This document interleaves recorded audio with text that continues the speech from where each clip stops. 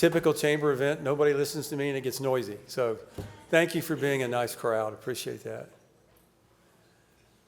Let everybody get their seats.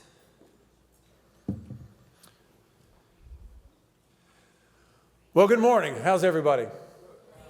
That's kind of weak. Come on. Good morning. How's everybody? That's what I want to hear from folks that are interested about healthcare, is a little enthusiasm and energy. Well, my name's Jeff Webster, and I'm the president and CEO of the Greater San Antonio Chamber of Commerce. We want to welcome you here today. Thank you for taking time out of your day to get here.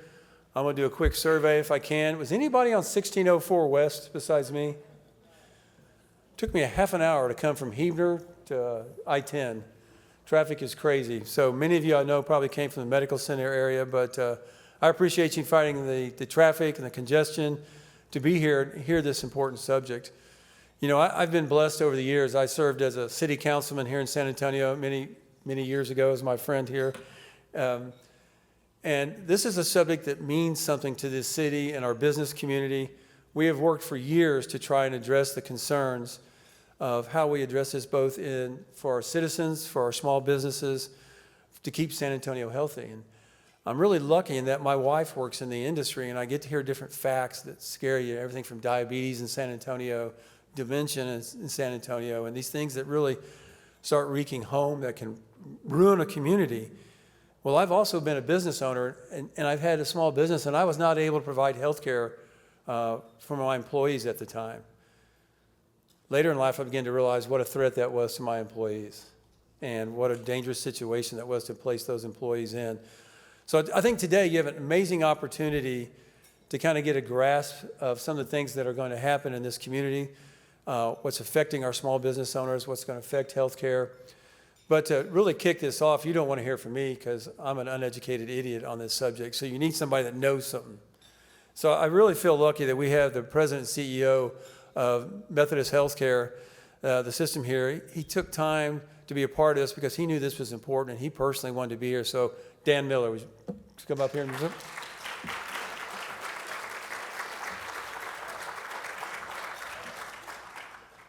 Come on up.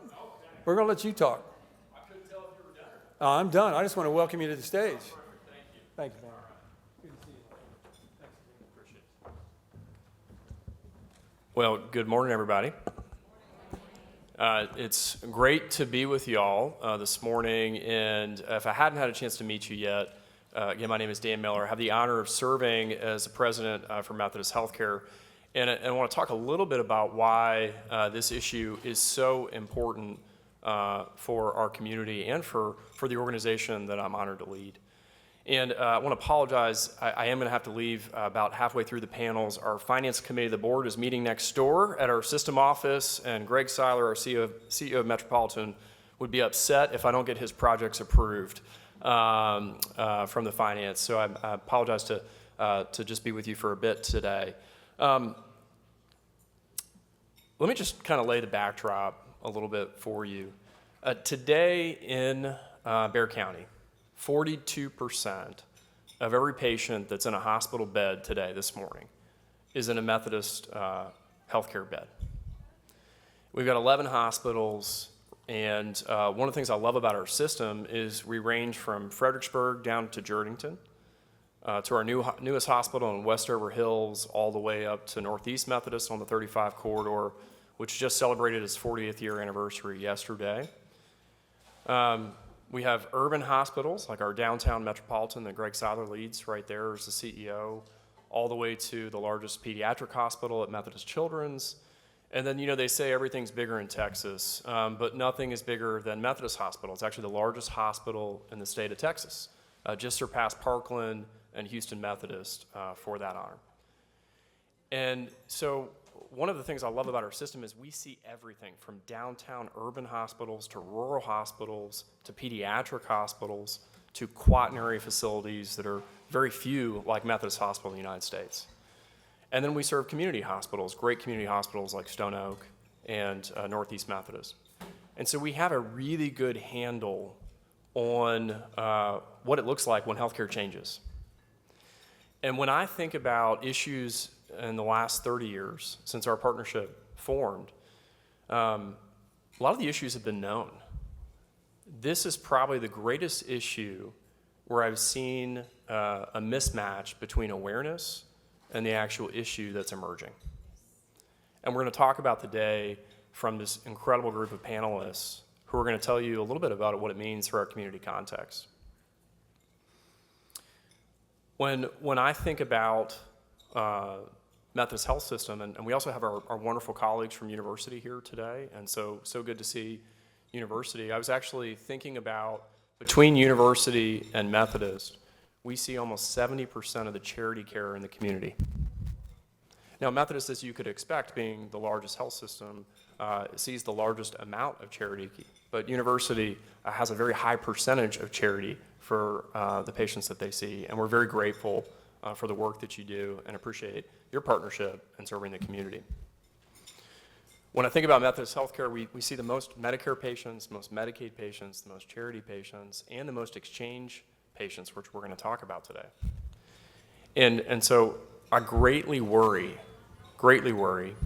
about the health of our community. There's 3.5 million Texans that use these plans. I'll just give you some headlines. It's about 15% of Texans, right? Which is a pretty significant number. And right now, those Texans get health insurance. In San Antonio, it's hundreds of thousands of folks. They get health insurance that has a tax credit that supports it. And they make sure those credits that they don't spend more than 8.5% of their household income in getting health insurance. And so what's at risk is when those credits expire at the end of the year, that what we're going to see is that cap goes away, and the credits that support those caps go away. So what it means for families, and we'll talk about that more today, is hundreds of dollars to thousands of dollars a month for families. And I don't know about you, but I don't see a lot of folks in our community that have that amount of just excess reserves every day. People are making hard choices already in the community to support the needs of their families. So I think what's at stake is a significant increase in the amount of patients, community members, many of whom are working in small businesses. And I want to thank all the business leaders here in the community, all the civic leaders here in the community. Thank the Chamber, Jeff, for adopting this as such a critical issue.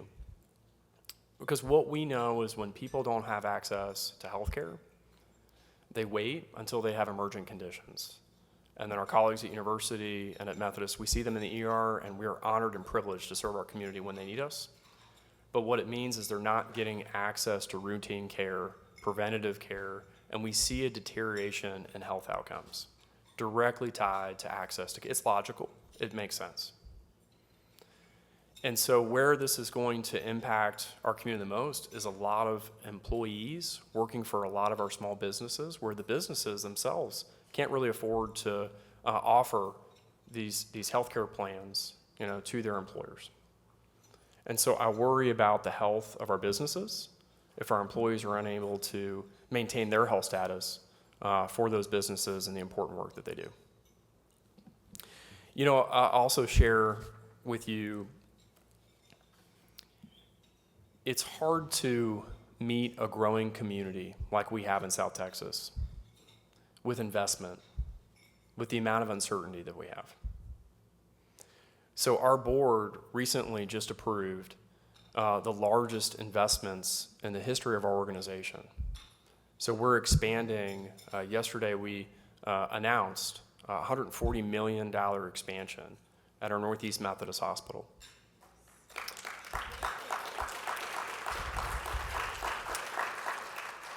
Greg has should I steal your thunder, Greg, or not steal your thunder? No, I can't tell. Greg Seiler, by the way, a 13-year CEO of Metropolitan, one of the most amazing hospitals downtown. There used to be many adult hospitals downtown. There's 2 now. But our board just approved almost a $200 million investment in Metropolitan. And I just want to thank Greg for his leadership in shepherding that project through. This is a very difficult time to be reinvesting in these long-range, multi-million-dollar projects, particularly in an urban downtown hospital. with the fate of uncertainty ahead of us. And we also just approved a reinvestment at our Stone Oak facility, which will be over $100 million, as well.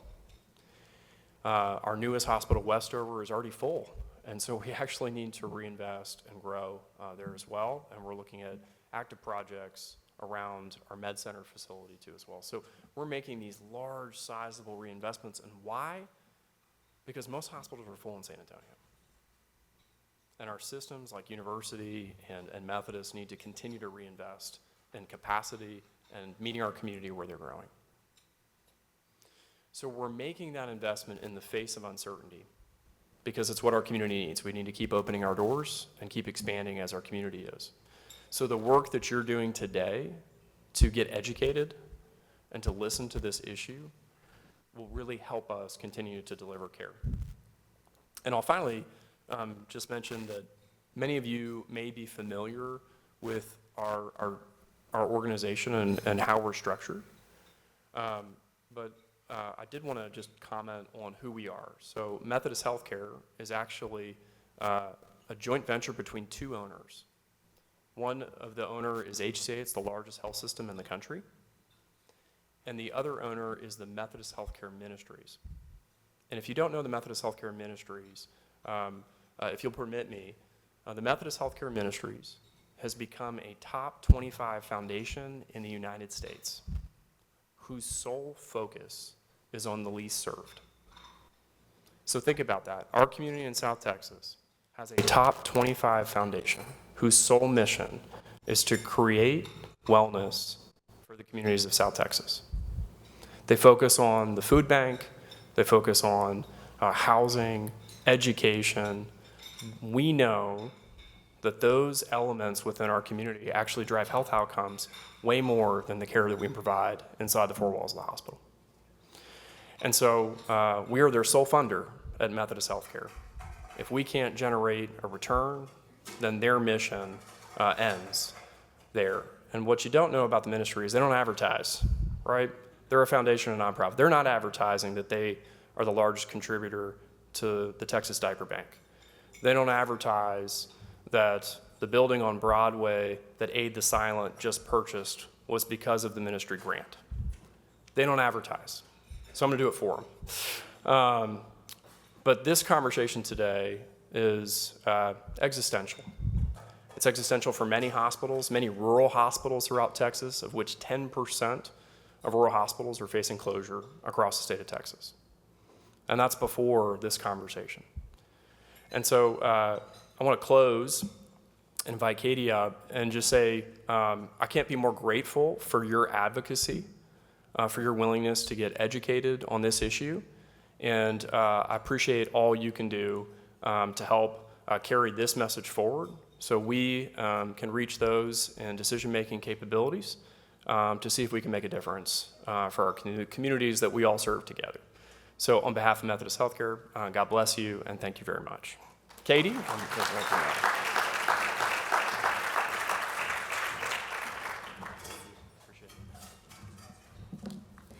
Thank you, Dan. Appreciate you helping to set the table for our conversation. So we want to share more about what's at stake, what solutions are being offered, and then how all of us can urge lawmakers to try to extend these crucial tax credits before it's too late. Before we begin, we are going to watch a short video to help inform our conversation on enhanced premium tax credits.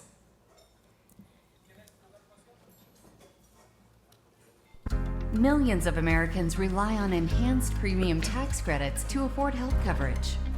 In 2024, these tax credits helped 24 million people get coverage, keeping healthcare accessible for working families, small businesses, and more.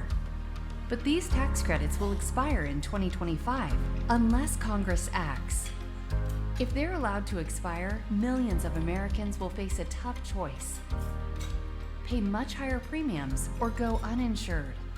Without coverage, many will delay care until emergencies, leading to overcrowded ERs and higher costs for everyone. The economic impact will be severe. But we can stop this crisis. Congress must act now. Tell Congress to extend the enhanced premium tax credits.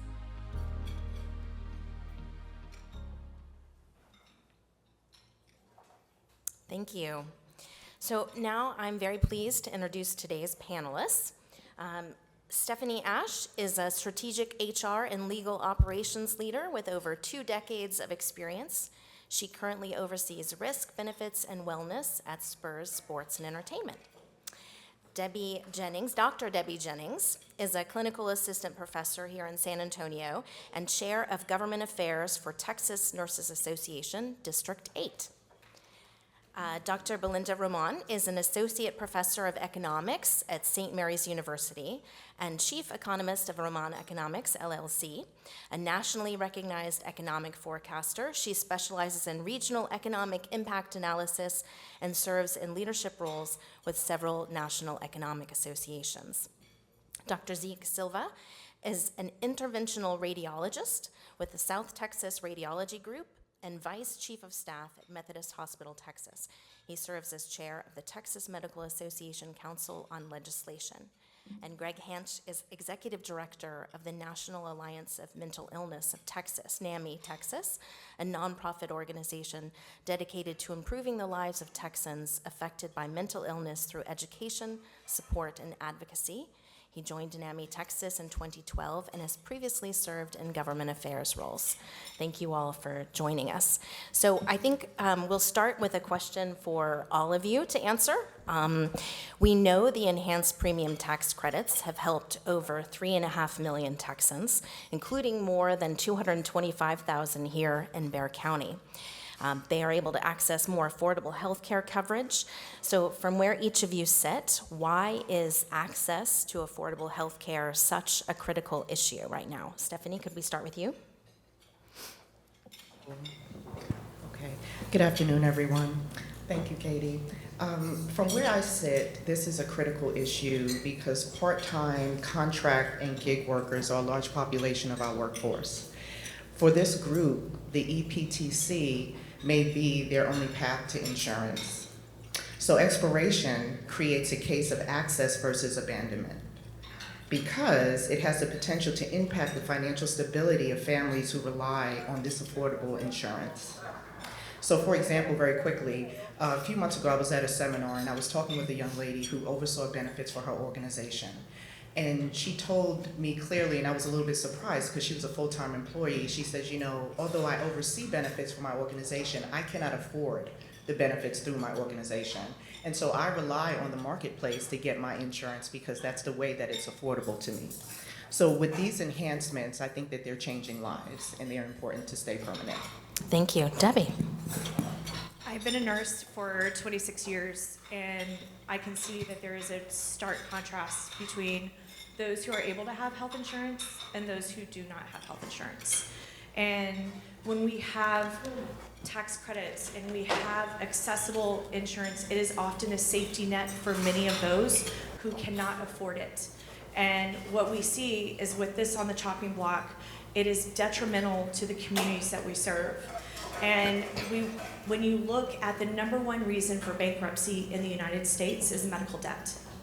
And so now what we are doing is scaling back when populations, the majority of Americans cannot afford a $500 mishap in a medical debt. And now we are scaling that back. And affordable health care, I cannot say enough about it as far as what that is for a safety net for people to go on and produce effective lives, and we'll talk about that in a little bit. Thank you. Belinda. Good afternoon. Thank you very much for the opportunity to be here. So I'm an economist, so I'm always looking at things in terms of what are the economic impacts. San Antonio is driven by small business. And I would think somewhere around 90% of our businesses are small. So they're between 20 and 1 employee. And most of the revenues are around 500,000 or below. We're driven by small business, and if small business cannot afford health care, then the whole system, this whole idea and notion of San Antonio comes crashing down. And it's not just us, it's all the South Texas, it's all of Texas. So I think of it in terms of that, how do we keep us together? healthy, everybody working, everybody growing and going up. And I think this is the big threat for us, is that more holistic, and let's think about where we want to be in 5, 10 years from now, and how we can manage this. Thank you. Zeke? Yeah. Thanks for the opportunity. Again, my name is Zeke Silva. I'm an interventional radiologist. I'm in the Methodist Healthcare system. And it's such an honor for me to be a physician on a panel with this level of expertise, because what we see as physicians when we're taking care of patients every day is absolutely relevant. And when we think about a discussion like we're having today, where there's a risk of patients losing their healthcare coverage and potentially losing access, and I predict we'll talk about more concrete examples shortly. But when you think about just how diverse our city is, and you think about a practice like mine, where we're taking care of the entire spectrum of life, from expected moms to new babies to end of life, to really an entirely spectrum of disease, from acute disease and chronic disease and screening and wellness, et cetera. We'll talk more shortly about access, but as a physician, I just cannot overstate enough just how relevant it is that as many individuals in our population have healthcare insurance that's affordable, that they can maintain, in which they can be confident, so they can continue to pursue everything else that's important in their life, but primarily their own health and their own wellness. Thank you. Thank you. Greg? Yeah, thank you. I'm Greg Hanch with NAMI Texas. We're a statewide organization, and I will share that I think it's pretty well known, likely in the room, that Texas has the highest uninsured rate in the nation. We have the most number of people by volume uninsured in the entire nation. We don't need to make that problem worse by allowing these EPTC credits to expire. I represent the mental health community, and I wanted to share that there are 3 million Texans living with a mental health condition. That's 1 in 5 adults, 1 in 6 children. And despite the narratives that we may hear from the media, most of these people are just like you and me. These are our friends, our family, our neighbors, our colleagues. We may be working, side by side with them in an office environment. And people who get access to the right care tend to get better. They tend to be able to hold down a job. The vast majority of people who get the care that they need will experience recovery. But we have far too many people already in the state who are not getting the mental health care that they need. About 800,000 Texans in any given year are not able to access the mental health care that they need. And cost is one of the primary reasons for that. About half of those people who are unable to access the mental health care they need say that it's because of cost that they can't do so. When people get the care that they need, they get the medications, the therapy, the counseling, the support, they get better. But unfortunately, this issue will result in many additional people not getting the care and resources that they need to get better. And that's why we're here. We think it's so important that we ensure that people are able to keep their insurance coverage, continue to access coverage, and thereby be able to access mental health care. Thank you. Let's hear from an employer perspective. Stephanie, in your role leading benefits and wellness at Spurs Sports and Entertainment, how have these tax credits helped your staff who may not be eligible for employer-sponsored coverage? Sure. Excuse me. So we've already established with the EPTCs in place, the marketplace offers affordable insurance. And so it's an alternative for employer-sponsored plans where we refer them out because they're ineligible for our plan. And they need insurance, they need benefits. I'm sure most employers, if you could, you would offer your part-time staff benefits, but it's just cost prohibitive for everyone, I'm sure, for most businesses. It's just not possible. The price to provide coverage, even for your full-time staff, is astronomical, and it's going up every year, and we all know that. That said, in my opinion, the EPT supports more than just access to insurance. It indirectly supports the workforce stability for those who are not eligible for benefits. Studies show very clearly that employee health has a significant impact on productivity. And I think in this way, the EPT credit, has helped most of us. And would you anticipate that the loss of these tax credits would change how the Spurs approach HR concerns, particularly for those employees who rely on marketplace coverage? I would say that most large organizations will have to change how they approach all of these areas because employers are going to be looked to solve these gaps that employees are going to be facing. And also, I think we also as employers are going to have to deal with the indirect consequences of employees not having insurance. So losing coverage could absolutely mean higher absenteeism, lower retention because employees are going to seek out higher paying jobs with benefits, and also lower morale and productivity because these problems don't stay home. Whether you have health issues or you're stressed about finances or all those things, they make their way into the workplace. So I think as an employer, large or small, you're going to have to consider this as an impact. Thank you. Zeke, as a practicing physician and hospital leader, can you tell us how the expiration of these tax credits could affect patient access to care and hospital operations like Methodist? Yeah, thank you. It's such an important question, and I want to build on the comments that were just made, because one of the nice things about being a physician is you get to think about what your patients are experiencing, what their circumstances are.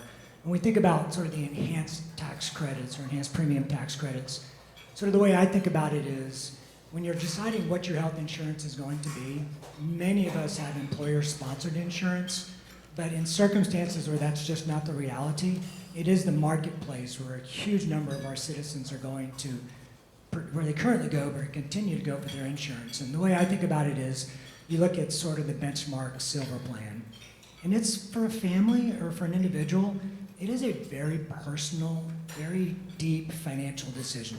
Is are you willing to pay this much money to have insurance coverage?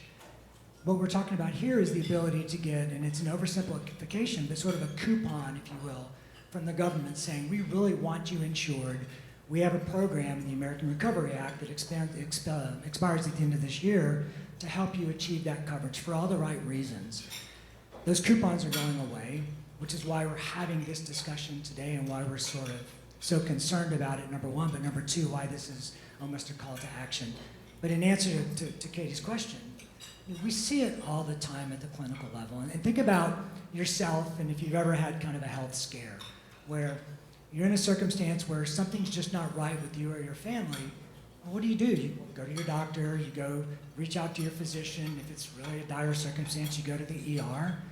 But now imagine that same circumstance where you're in that position, but you don't have insurance for whatever reason, whether it's financial, you just change jobs, your circumstance dictates, and then you delay that care because you're concerned. It's going to be costly to go. You're going to have to take off of work. I mean, there's very real economic, financial reasons why that might be delayed. And in answer to the question, what we see, and I'm a diagnostic and interventional radiologist, is I see cases all the time where you look at the CAT scan or you look at the diagnostic imaging and you think to yourself, like, why wasn't this caught earlier? Why did they wait to come? And maybe they're just really strong and tough and they can take a lot of pain, but maybe it was an economic, financial decision. And now we're in a circumstance where the only place they can go is the emergency room, because the emergency room, for all the right reasons, has to take care of that person. Now the disease is more complicated. Now the recovery is more prolonged. Now the hospitalization is longer, and regrettably, oftentimes, the outcome is different than what it could have been with an earlier diagnosis. And a foundational part of that discussion is the simple aspect of having affordable insurance coverage among our citizens. Thank you. I definitely want to make sure that everyone is taking away that folks are making decisions to delay coverage or delay treatment because they lack affordable coverage. So thank you. Melinda, can you tell us as an economist what the expiration of these tax credits mean for local businesses and overall economic activity here?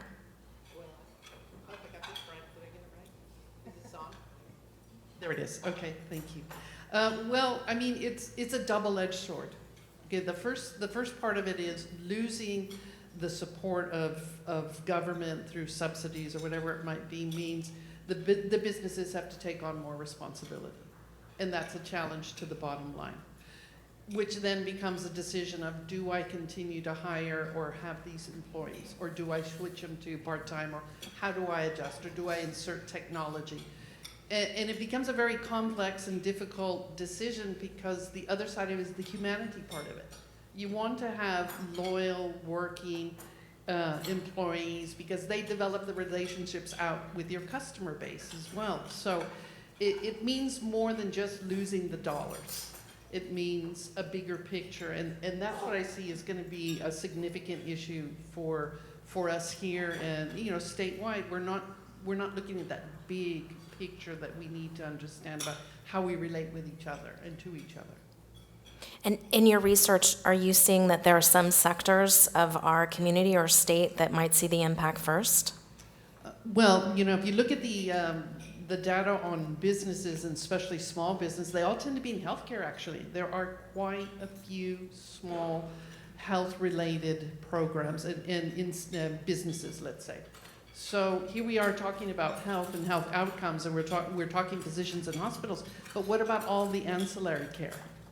And them not being able to stay in business. That just compounds what's already happening. So whatever the numbers are right now, and then we're looking at them here, they're probably going to be much bigger than we even think. And the impact more enduring if we don't address now. Thank you. Debbie, you're helping to train our future healthcare workforce. How might the expiration of these tax credits affect not just the patients, but also the stability and well-being of those providing the care? Yeah, so the expiration of the tax credits will have a ripple effect. And, in the public health world, we talk about upstream, downstream impact, right? Where what happens upstream directly impacts you downstream. We have the opportunity today to have an upstream impact by addressing the expiration of these credits. By us saying, we are going to do everything we can to put processes in place, to back legislative, we are going to have that impact. What we see is we have, it's already been talked about, we have patients that are coming into the hospital that are going to be sicker. They're delaying, preventative care. They're delaying what they need. I was telling Katie that a few years ago, I started signing people up for the Affordable Care Insurance because I got really frustrated with people signing them up for plans that just didn't make sense. And I wanted to learn how to do it. And I cannot tell you the conversations that I've had with people as we've made these connections and what this is doing for not only the wellness of their family, the wellness of their children, the wellness of their business, and to be able to really have that impact on connecting people with affordable health care. This is really crucial when we look at an already strained workforce.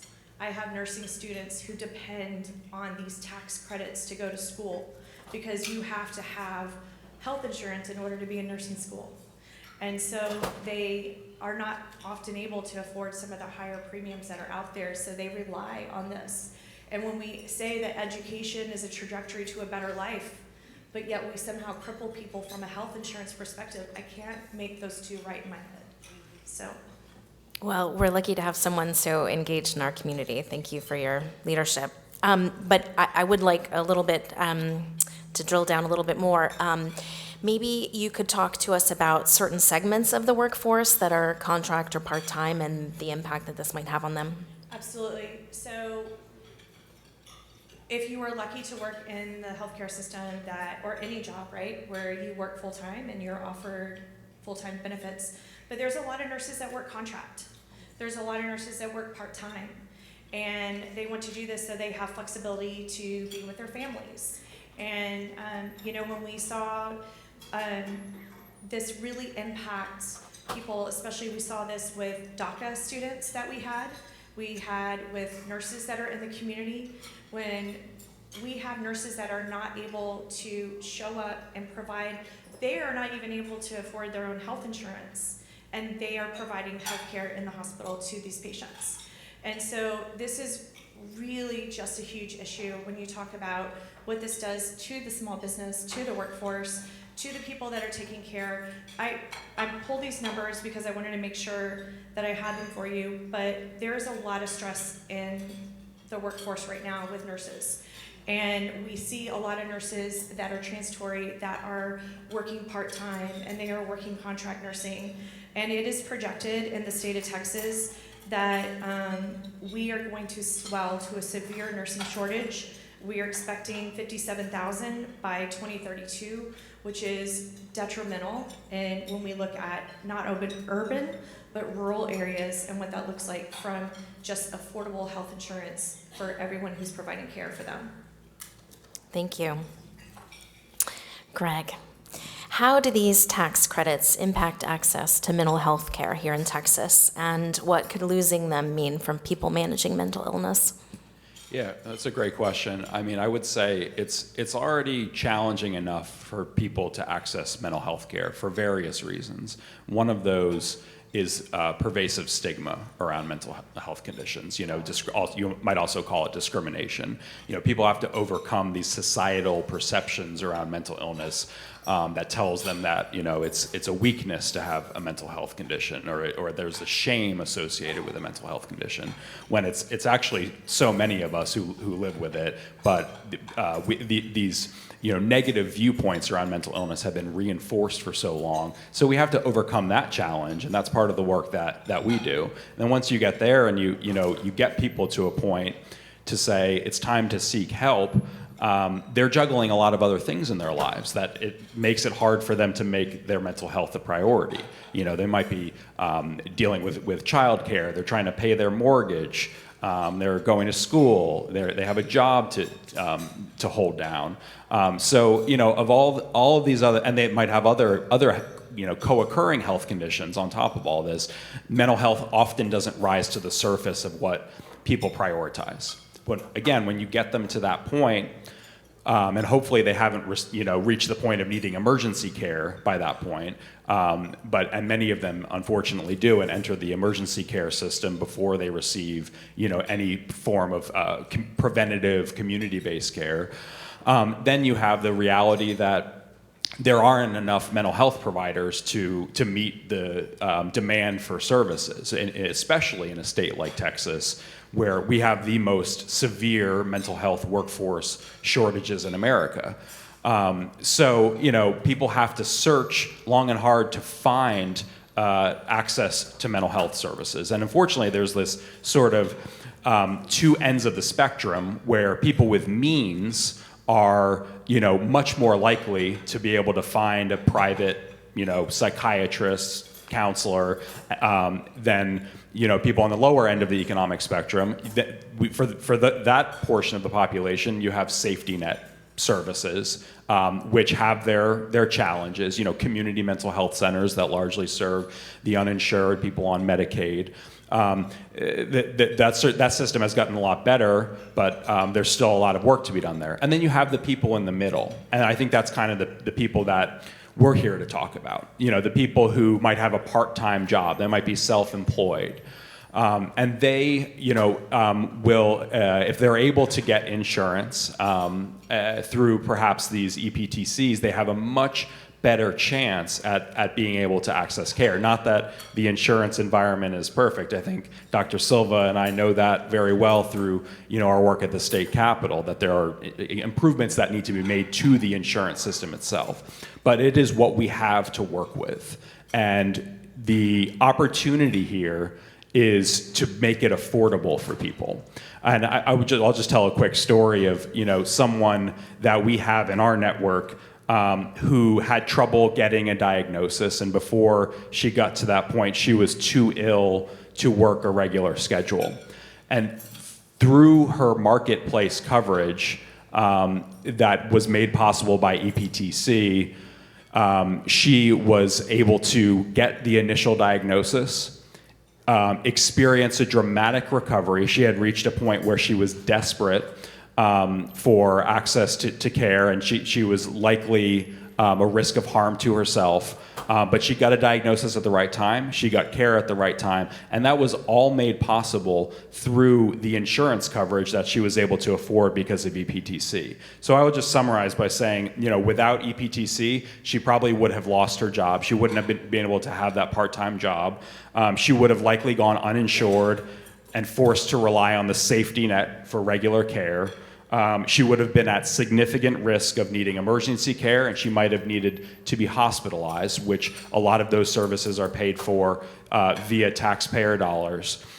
She may have lost her life if she hadn't gotten access to the care at the very right moment. It was a sort of a bang-bang situation where any longer without access to the right care may have been a dramatically negative thing.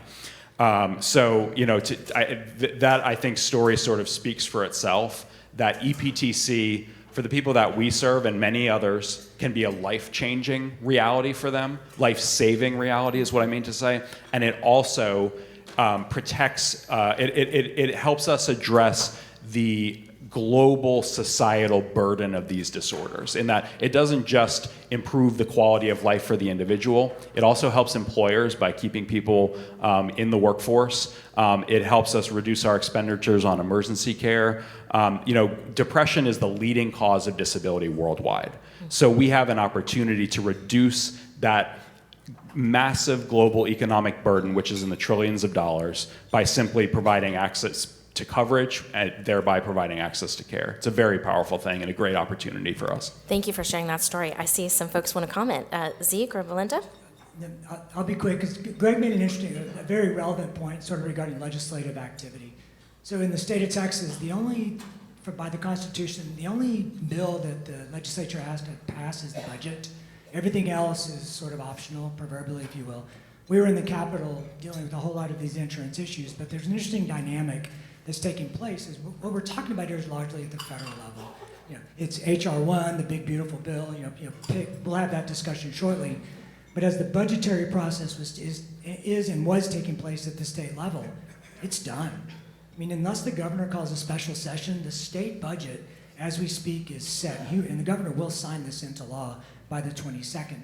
So you have this circumstance where we're describing challenges coming from the federal government, from a budgetary for our community, with the state really having no ability at this point to address it directly. And it really creates an important open question is how we're going to take action to protect the citizens in our state with this difficult circumstance. Thank you. Belinda, did you have something? Yes, I wanted to go back because you make an interesting point about health insurance. I've been doing research in diabetes and workforce participation because that's a very big issue for us. And some of the commentary from some of the providers that I'm working with, mostly on the east side, south side, west side, is it's not just insurance. Those premiums are actually not affordable. And because the premiums aren't affordable, they delay care. Another reason to delay care. Another reason not to follow through with care and adherence. And so we have these outcomes that are so challenging to the system, and Methodist and other hospitals then have to do the charity care, right? They have to do the uncompensated care. And it's just a crazy situation that doesn't make sense. So whatever the solution is for the insurance, it also has to address what the out-of-pocket is, the copays, and whatever our premiums are going to be and everything else. Otherwise, it's not going to be a solution. And as you say, the budget's set, and it's every 2 years, so that falls back on us, and it falls back on the cities and the counties to be creative with the dollars they're having. And we know already that there's an issue there because the tax the hollowing out of the cities and moving to the suburbs. You know, it's a very complicated question. But I think that if we are in agreement that it's something that needs to be done, and we want to address it, then we will, and Yes. find solutions. Yes. Right. I mean, clearly there's not just one lever that we pull to magically fix everything, but it is reassuring that this is a piece of that solution. So thank you. So let's do another question for all of you. And this is something that I always ask when I moderate is, one, is there a takeaway message that you want to make sure that the audience leaves with? Or was there a question that I have not asked you yet and you want to make sure that you get a chance to say it? Any of you are welcome to start. So I'm glad to start. There's sort of a point here that's so obvious that it's almost easy to overlook, and that this is kind of a secret. I was in the state capitol for 3-4 months working with lawmakers at the state level, and no one's talking about this. And you go to DC, and I know many of you go to advocate in DC, and they're talking about it, but they're not talking about the granular level that we're talking about it, which from my perspective means that this is an incredible, incredible opportunity for us collectively to get this message out there. And it is foundational, it is educational, it is an opportunity to just say, this is the problem, this is what it is, this is what it means. Because until you have that understanding, that shared understanding, it's hard to move towards taking steps from an advocacy perspective to solve the problem. But that first step is very much in our wheelhouse. And I think it's a tremendous opportunity. And anyone that has relationships with your local lawmakers or relationships in DC, I mean, the leadership in this room is outstanding, so it gives us sort of that proverbial megaphone to make those statements. But if there ever was a time to make it, it is now. Thank you. Yes, I fear there is a disconnect between policymakers and what the problem really is. Linda?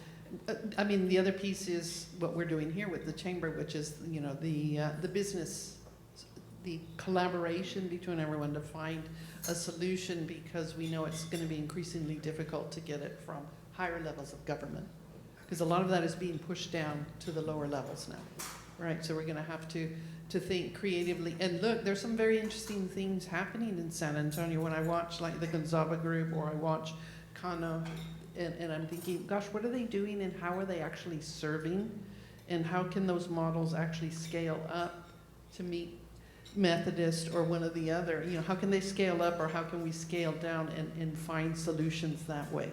Because there's some very creative things going on. We're going to have to innovate our way out of this, is what it is. Yeah. This is a community of problem solvers. Greg? Yeah, I think we get to the point in panel discussions like this where everyone is so positive in support of, extending the EPTC. You're wondering, like, well, this seems just like common sense. What would be the rationale for not doing this? And I think, there are some likely sort of counter arguments that we might come across. And among those is simply, well, isn't the price tag too high? Aren't we concerned about federal spending? And I think it's just important to remind ourselves of the fact that, the EPTCs are critical for the business community, and they're critical for governments in sustaining tax revenue for local services, local infrastructure. And also to make sure that we keep our tax-paying citizens healthy and employed. I saw a number in my talking points here that I wanted to just make sure we really underscore, and just imagine the impact of this happening in your community. If these tax credits expire, 69,000 jobs in Texas will be lost. That's a lot of people becoming unemployed.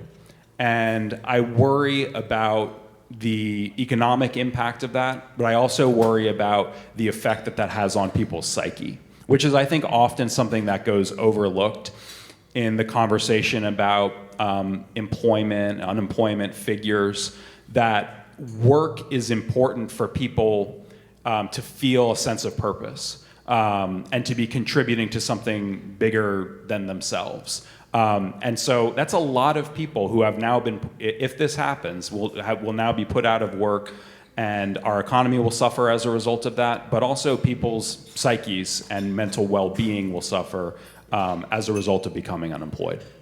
Thank you. Either of you want to add anything? I would love to. We live in a state that does not have Medicaid expansion. And when we look at affordable health insurance, being there to be a stopgap, to be that safety net that I mentioned earlier, the minimum income for you to be qualified for the Affordable Care Insurance is $15,600. That is minimum. So my question to you all, it's not really a comment. When you think about who that captures, when you're thinking about low income, marginalized populations, the ones who are actually using the healthcare system at a much greater and more expensive rate because they can't afford that upstream aspect.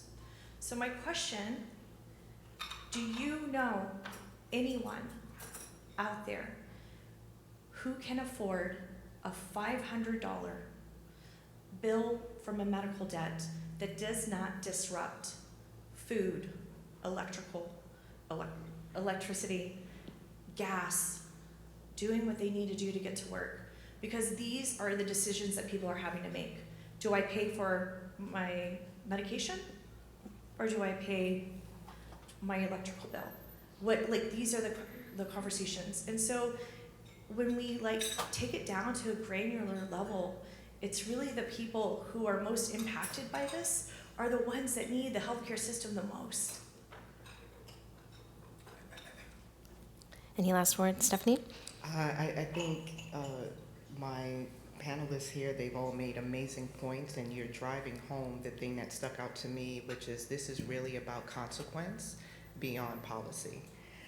It's not about the complexity of policy, it really is about the consequences, and this is a humanity issue now.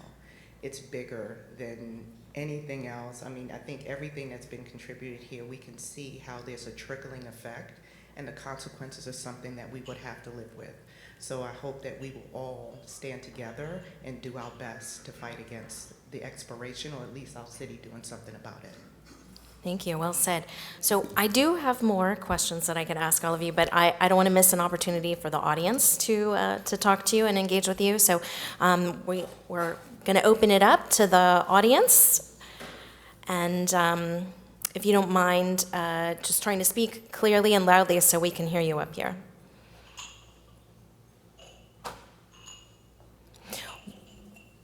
One.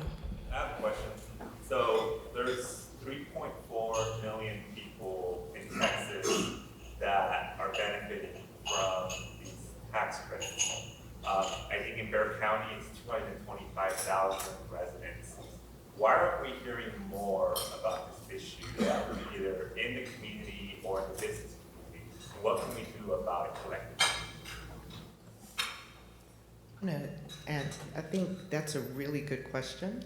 And the thing that pops out to me is that there was a misconception that these were permanent. I think there was just a lack of knowledge.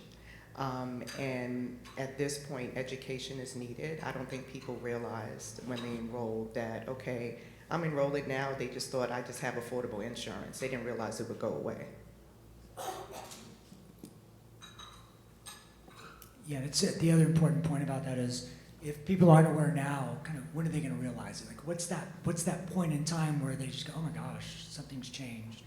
Well, the enrollment period is around October. So if you think about what the solution is, it's sort of two, is maybe HR 1, the reconciliation bill, maybe the Senate comes in and they throw these funds back in, or the conference committee does. That would be the ideal solution, at least extend them for a period of time. But let's assume that doesn't happen. Let's assume there's not another bill, reconciliation bill coming in the fall. Well, around September, October, the health plans start to file their rates. They have to file those with the state, or at least if they're arrested, they have to file them with the appropriate regulating bodies. And then the notices, if you will, go out to our citizens, and they'll see 75% increase. And to the excellent points made earlier, those dollars are real for them. So then the point becomes, well, then do they drop the insurance? Do they stay in the marketplace? Do they look elsewhere? That's when sort of the proverbial uncertainty comes, and it'd be great if we could address this before that becomes reality, but I'm not sure that we will. We'll see. There's a lot competing for our attention, and a lot of news, a lot of different things, and I think that's part of it, because who wants to talk about health insurance, right? So, but we need to. It's one of those conversations that we need to, and I think that's part of the issue. We gotta, whether it goes through social media or some other outlet, it needs to be a conversation that we have with each other about, how are you feeling, how are you doing it, and do you have health care? Does your job provide health care? Very simple questions, just, casual conversations that probably we have already, but we don't realize what we're actually saying to each other. But, you know, it's a competition for ideas and, you know, being noticed. And I think that's where there's a challenge. I just Go want to ahead. say really quick that I appreciate Juan bringing this to my attention. I think over a year ago, I teach health economics to graduate students, and you know, he actually came in to check out one of the lectures, and he asked me about this afterwards, and I'm embarrassed to admit I didn't realize that they were expiring. And you know, to Stephanie's point and to the panelist's point, I think they're here to stay. Why would they expire? This is necessary. And so I'm really grateful for the chance to have this conversation. And Juan's been like Paul Revere out there, like, they're expiring. So thank you. So I appreciate that. For those of you who interact regularly with policymakers, do you have any tips or suggestions about what you think is the most effective way for us to talk with lawmakers about this issue? I always think there's tremendous value in stories, and that sounds kind of trite when you hear someone say that, but I've always found it effective to go into an office, you know, very quickly. I mean, they're busy people. I mean, if you get with their lead staff or the lawmaker themselves, they've got so many issues going on that their time for you, not even their attention span, just their ability to listen to what you're saying is limited. So I always just sort of come in and very, very quickly say, you know, Senator, here's the circumstance, here's the problem, here's how we think we can fix it. And I gotta tell you, I had a patient just last week that came into my office with a condition that clearly could have been treated earlier with better insurance. And I'm worried that she's not gonna have access to that going forward in her family. And when they see that personal side, and if you're really purposeful, you make it one of their constituents and they really can relate. And then once you can kind of make it personal and you have their attention, you have their ears, then you very quickly have to pivot to the solution, which is, in this case, we're extending those tax, you know, these premium tax benefits going forward beyond 2025 into 26 at least.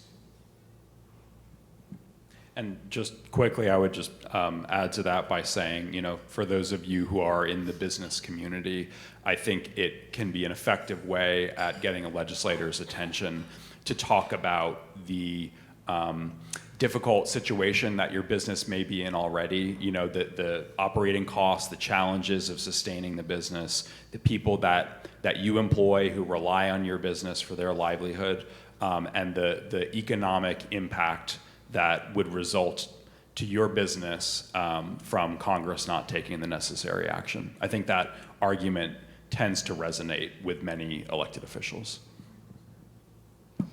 Oh, the question back there? Good afternoon. My name is Abigail Moore, and I represent the field of substance use disorder, similar to Greg. We know with the opioid crisis and just the risk of substance use disorders, this will impact people's recovery, access to treatment, and it's much needed. So if I hear you correctly, because we do a lot of advocacy work as well, the state and the federal level, does this expire? So next year, when people do their income tax, they will not be able to have that credit. But this December or this fiscal year, they can still cover it, or is it ending for this coming year? You know how people do their income tax, usually Right. what, first of the year, January, March, April, around there? Are you saying that that credit will not exist then? And someone may know better than I, but please correct me. When they go to enroll in health insurance in 2026 through the marketplace, they would not have essentially the coupon, as Dr. Silva put it, the coupon to help them afford that coverage. Wow, okay. And thank you for your work in the substance use disorder community. And that's something, our association, the Association of Addiction Professionals across the state, can definitely, I was ignorant of this expiry. We have insurance coverage for our full-time staff, but this is not something I monitor, but it is for our clients and the people that we serve. So I'll definitely bring it up to our association and support any, letters, legislation, whatever we can do to support in our field as well. Well, let me just make sure that everyone in the audience knows that there should be a QR code on a little card next to your plate. And you can scan that, and that will help you communicate with Congress. The messaging is already creating. You can also connect with us in the Good Government Group ambassadors. You may have seen the logo at the end of the video. And if there are other materials that you want to access to help with your audience, your network, I hope that you'll ask us for that help, because your voice definitely matters. Any other questions? Yes. Hello, my name is May. I'm a global communications professional here.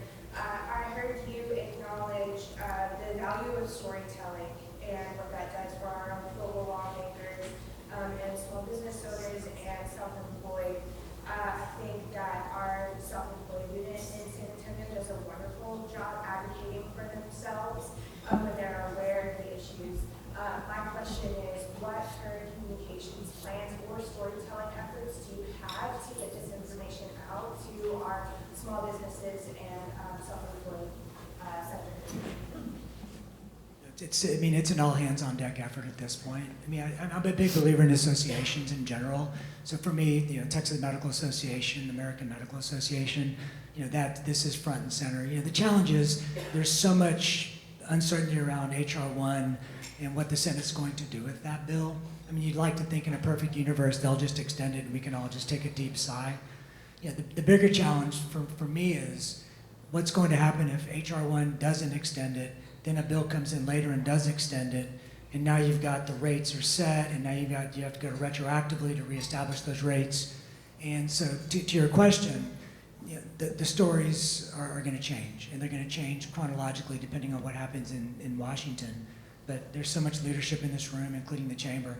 I think we all need to be doing everything we can, either on our personal interfaces with social media, as associations, to get this out to the greatest degree possible. Well, staying connected with us will help you get the most current updates and the most relevant communication. Exactly, because I would assume then that from the top down, let's say the Hispanic Chamber of Commerce, the U.S. Chamber of Commerce, all the way down, this should be a concerted effort. So understanding where you can plug yourself into that and help propagate the story and the needs. So, it takes somebody, I'm not a media person, but somebody who understands those strategies will hopefully be able to help. Or you already started it, right? Mm-hmm. Yes, thank you. Go ahead, Greg. And I would just add that it's worthwhile connecting with your healthcare advocacy community. I think the business community is clearly engaged on this issue, and the healthcare advocacy community is as well. And so there are some great organizations out there. Some of them are disease specific, like mine, NAMI. But you also have coverage advocacy organizations like Cover Texas Now. Research the organizations in the healthcare space that are already working on this issue and plug into their efforts. Many of them have developed communications toolkits, things like that you can copy paste what has already been produced on this. Perfect. One. And if you scan the QR code to the right, that'll be a opportunity to join a coalition focused on this issue, and you'll get up-to-date messaging and updates on the tax credits. That can be used to communicate out to your contact as well. The one on the left is the coalition one, and the one on the right is directly take action and contact your members of Congress. Thanks, Paula. Please join me in thanking the panelists for sharing their insights and experience.